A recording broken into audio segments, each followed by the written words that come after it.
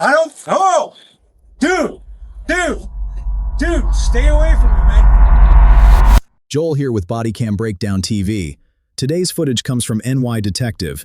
If you want to watch the original video without my commentary or breakdown, I'll have the full footage linked below so you can watch it start to finish. As always, we've trimmed the routine parts so we can get straight to the breakdown. By the time this footage begins, airport staff have already refused this passenger boarding and called for police assistance.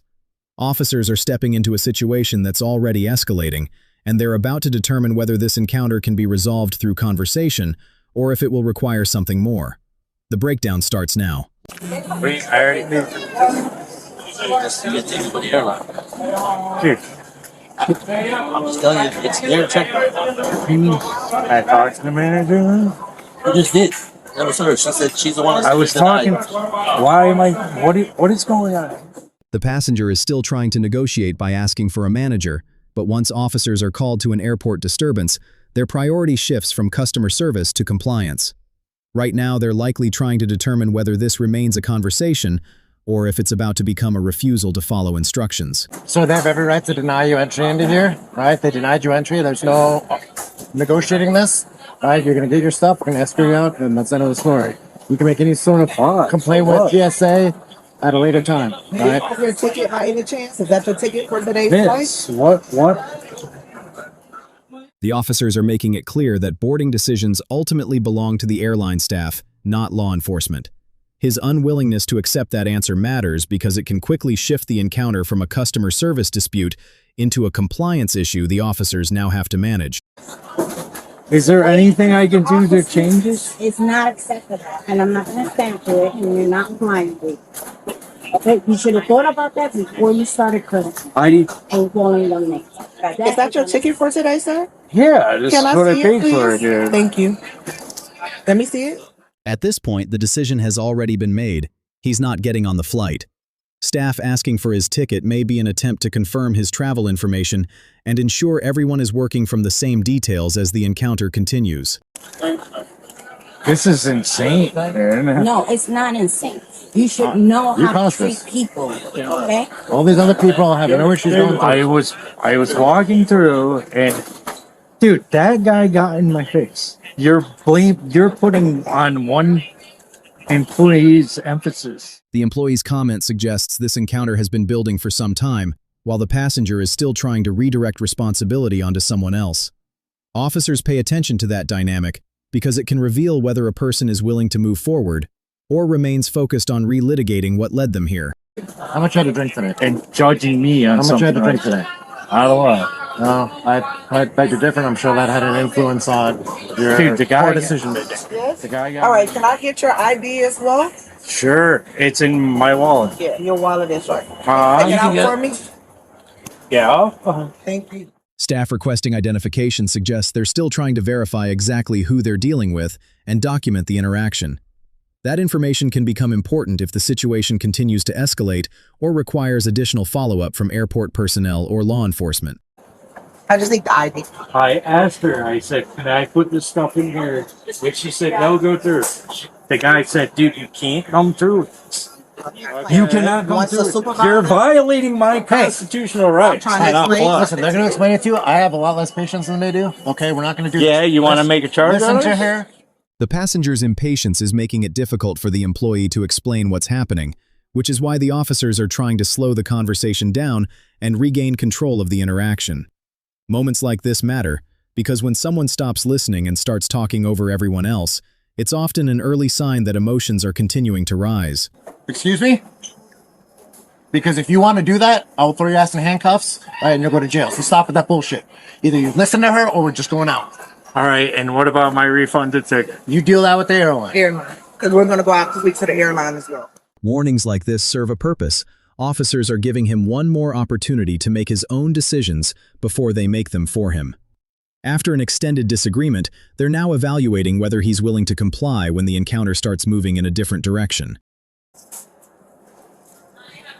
You got done with them? Here's all your change. Hey, Sir. go pick up your stuff, all of it. Let's go. They're coming. You gotta wait. You gotta wait for Yeah, you. I'm good. Yeah, he got to Oh, wait. now you gotta wait. Thank you. Excuse me? Pick up your stuff. His behavior suggests this may no longer be about the original boarding issue. The officers are watching closely now, because when someone appears more interested in continuing the confrontation than resolving it, the likelihood of voluntary compliance begins to decrease. This is done, all right? This attitude is done, all right? You're not allowed to do that in here. I am this close from being done with this. Okay. Do you understand? Do you want to keep this up? No. Okay. Then you stop. Okay. Are we clear? Clear. The officer is making the expectations clear before taking any further action. Warnings like this are intended to give people an opportunity to adjust their behavior, while also making it clear that continued non-compliance can change how officers handle the encounter. All right, buddy. So your time is expired. Sorry, Bern. I'm out. Thank you, man. I don't think you understand. You're not free to go right now. Who says? I'm saying. Okay, you are detained. Okay? By who? Stand over. Do you have cuffs? I don't have to cuff you to detain you. If you want me to cuff you, I will gladly cuff you. The passenger appears to believe that if he's not in handcuffs, he can simply walk away. But officers are making it clear that physical restraints aren't what determine whether someone is being detained. They're trying to establish control of the encounter before he makes a decision that could complicate things even further. Sir, they don't have just... Hey. Yo, bro. Stop. This guy just hit me, dude. This guy just put his hands on me, dude. Cameras on it. Do you need anything more? Dude, Yeah, dude, you just touched. I don't know. The passenger's behavior is becoming increasingly disruptive, and the officers have spent much of this encounter trying to gain compliance through conversation.